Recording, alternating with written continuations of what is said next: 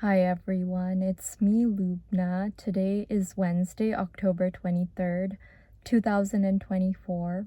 This video is dedicated to my beloved, and the topic of this video is going to be about doing what previously seemed impossible to us. And this topic came to my mind as I was reading the book that I'm currently reading, which is Mere Christianity by C.S. Lewis.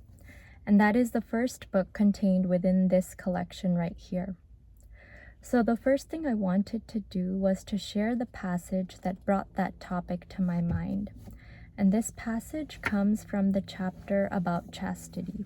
So I'll go ahead and read the passage aloud to you now. Here it goes.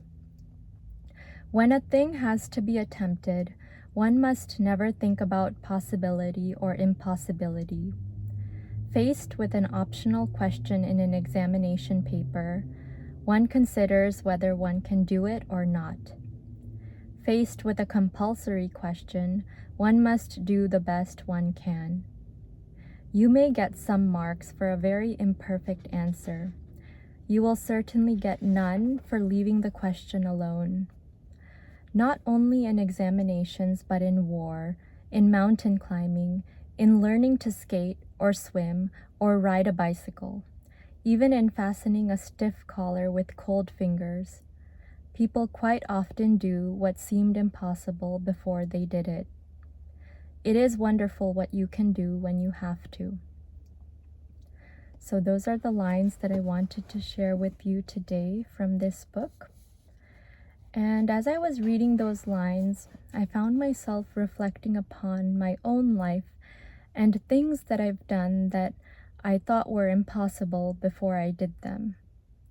Making these videos is one example.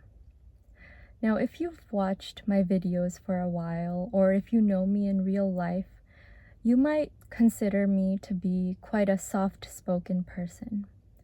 And I've always been associated with that word, soft-spoken, and even shy. When I was much younger, I was a very shy and timid and reserved girl, and I still am to a certain extent.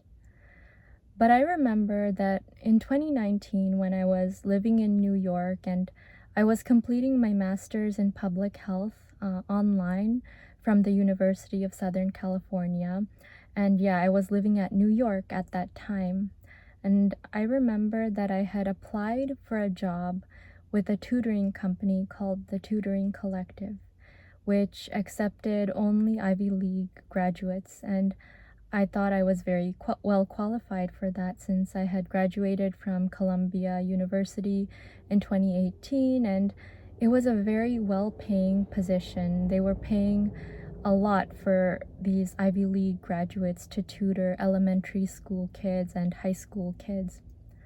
And I remember being interviewed by the person who was the head of that tutoring collective. And she told me at the end of the interview that she was afraid that I wouldn't be able to be a good tutor because I was not assertive enough and that I might not be able to command the attention of the children that I was going to be tutoring. And I applied anyway, and I sent her some references, but she ended up rejecting me and not letting me be a part of that tutoring collective. And I remember feeling so hurt by that and always viewing my soft-spokenness as a flaw. And ever since then, I had always thought that I was never assertive enough and that I would never be assertive enough and that I could never command the attention of anyone. But I had to learn to do what I thought was impossible. Through making videos, I've learned to command the attention of my audiences, and when I make these videos, I'm the only one speaking, and if you're watching my video, obviously you're going to be giving me your attention and listening to what I have to say. And also, when I went to medical school, I was still quite timid and I lacked confidence in the beginning during the first 2 years. But in my third year, I had to do clinical rotations in all of the major medical specialties, including family medicine, cardiology, internal medicine, surgery, and psychiatry and 𝒏𝒈.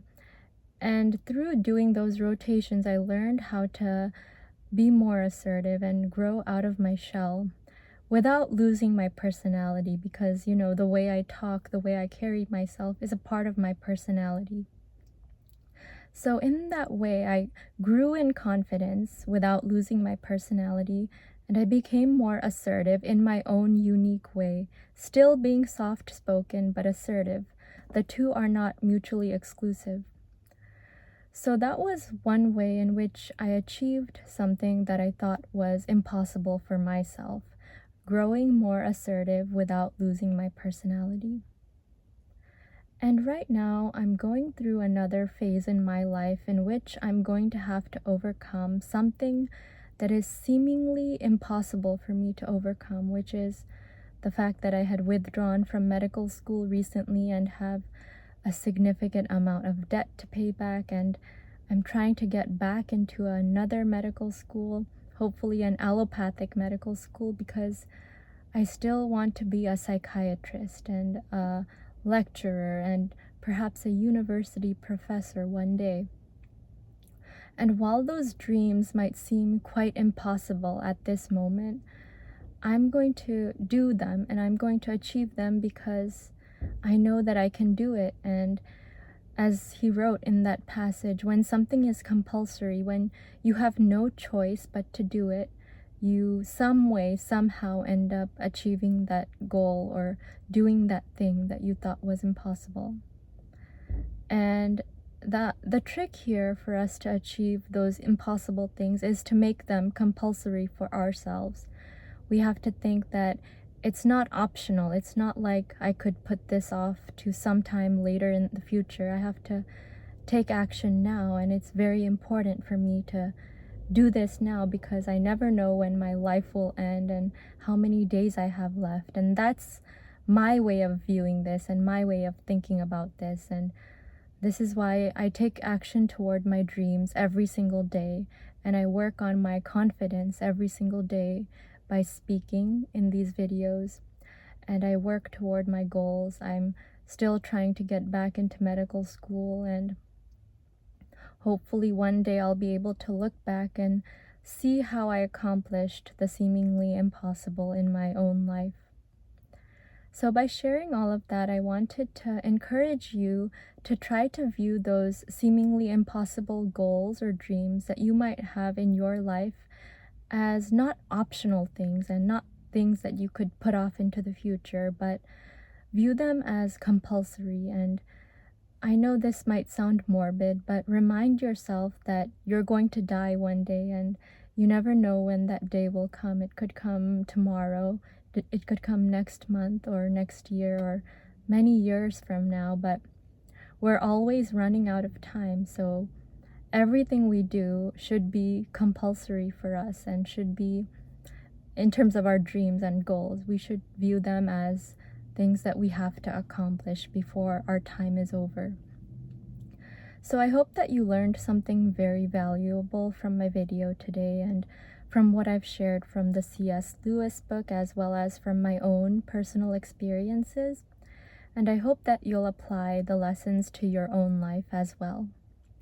As always, thank you so much for watching my video today, and I'd like to wish you a wonderful day, afternoon, evening, or whatever it is, wherever you are in the world.